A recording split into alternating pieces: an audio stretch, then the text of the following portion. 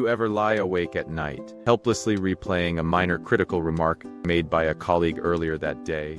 Or perhaps you find your pulse racing while stuck in gridlocked traffic, utterly frustrated by a situation you cannot possibly change.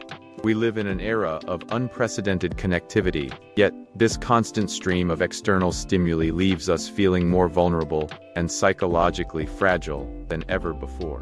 Every breaking news notification, every delayed commuter train, and every unexpected financial setback feels like a direct, personal assault on our emotional baseline. It is remarkably easy to completely surrender the remote control of our mood to the unpredictable chaos of the outside world, slowly convincing ourselves that our chronic anxiety and exhaustion are simply unavoidable byproducts of modern existence on any unit. But what if the profound anxiety you experience on a daily basis is not actually caused by the external events themselves, but rather by the exact cognitive framework through which you interpret them? Imagine walking through the chaotic, unpredictable streets of your daily life, wrapped in an invisible armor and inner citadel that remains completely undisturbed, regardless of the economic or social storms raging outside. This is not some abstract, modern mindfulness trend packaged for quick consumption. It is a battle-tested survival strategy forged in the blood, dirt, and political betrayal of ancient battlefields. Tonight, we are traversing back to the 2nd century to sit quietly inside the dim military tent of the most powerful man on the planet.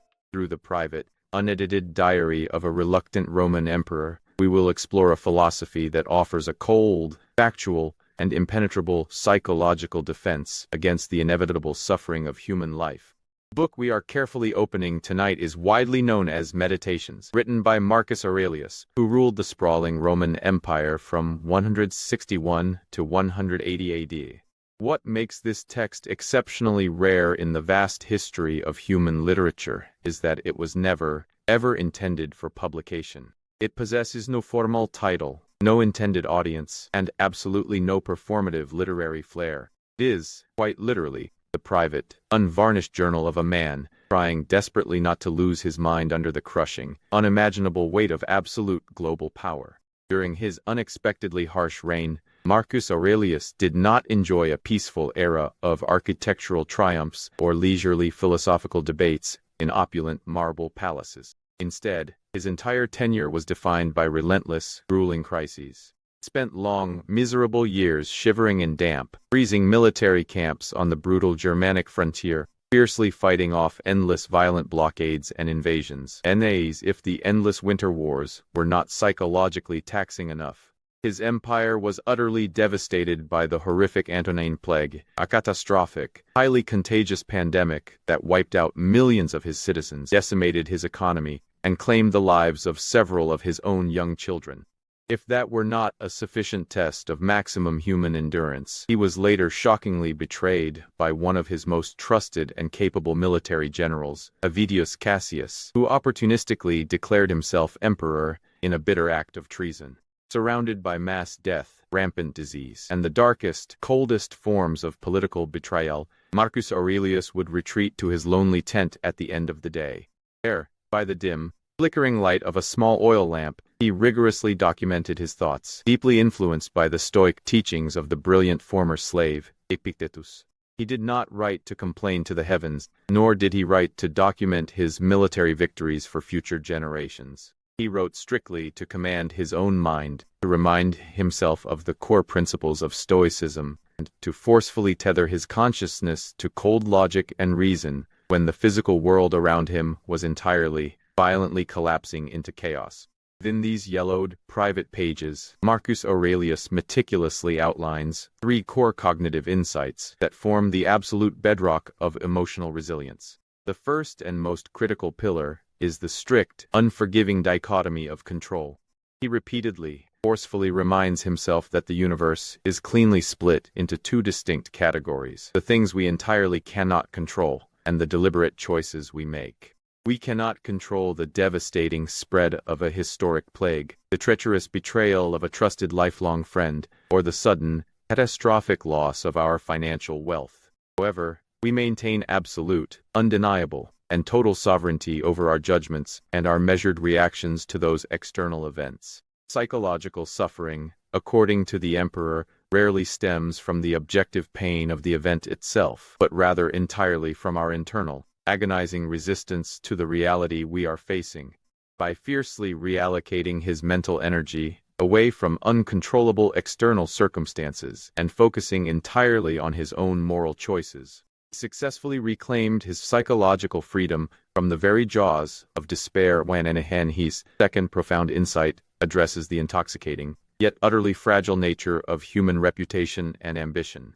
As the absolute ruler of the known civilized world, Marcus Aurelius had unparalleled access to immeasurable wealth, absolute power, and endless, intoxicating flattery. Yet, he constantly meditated on the chilling, equalizing reality of impermanence. He famously reminded himself of the death of Alexander the Great, coldly noting that despite Alexander's historic, world-conquering majesty and unmatched fame, both he and his humble, forgotten mule driver eventually ended up buried in the exact same dirt. The emperor recognized that staking one's identity or happiness on the unpredictable, fleeting applause of other people is a mathematically guaranteed recipe for misery. Finally, he actively cultivated the concept that would much later be termed Amor Fati, a profound, almost aggressive love of one's fate. Rather than merely tolerating the brutal hardships of his reign, he trained his mind to embrace every single obstacle as a necessary, purposeful component of the universe's grand design. For the emperor, a roaring fire does not merely quietly endure the heavy objects thrown into it. It actively consumes them and ruthlessly uses them as fuel to burn even brighter. How can we practically translate these ancient, battle-tested maxims into our highly agitated, hyper-connected modern lives? The first highly practical application is mastering the cognitive technique known as the view from above. When you inevitably feel entirely overwhelmed by an impending project deadline, a sudden financial loss, or a heated personal argument, Marcus Aurelius advises actively zooming out vertically. Picture your consciousness rising above your house, then high above your bustling city, and eventually viewing the entire spinning globe suspended in cold, infinite, silent space. From this vast macro perspective, your immediate personal crisis shrinks into a remarkably insignificant blip within the vast, indifferent timeline of human history. This mental exercise is absolutely not designed to make your daily life feel meaningless or depressing. Rather, it is deliberately intended to instantly sever the emotional grip of trivial stress, allowing you to detach quickly and approach the current problem with a cool, calculating, and highly rational mind. And another highly structured, actionable Stoic technique is the deliberate cognitive reframing of toxic social interaction. We interact vastly differently in the digital age, dealing constantly with inflammatory online comments, aggressive drivers, and demanding late-night emails, which frequently and forcefully hijack our nervous systems. The emperor trained himself to mentally prepare every single morning for encountering difficult, frustrating people. He explicitly wrote in his journal, "Today I shall be meeting with interference, ingratitude, insolence, disloyalty, ill will, and selfishness." By setting this cold, realistic baseline expectation early in the morning, he effectively inoculated himself against sudden bursts of anger. When someone inevitably acts poorly or unfairly towards you, you are no longer shocked or emotionally disappointed. You simply observe their erratic behavior as a predictable, mechanical function of their flawed character, completely independent of your own internal self-worth. You construct a rigid, impenetrable boundary. Their toxic action is a fixed external event that belongs strictly in the cannot control column. Your internal reaction, your quiet refusal to meet their anger with your own anger, is the impregnable fortress of your inner citadel. Marcus Aurelius' Meditations is entirely, refreshingly devoid of the shallow, performative optimism so frequently found in modern, mass-market self-help literature.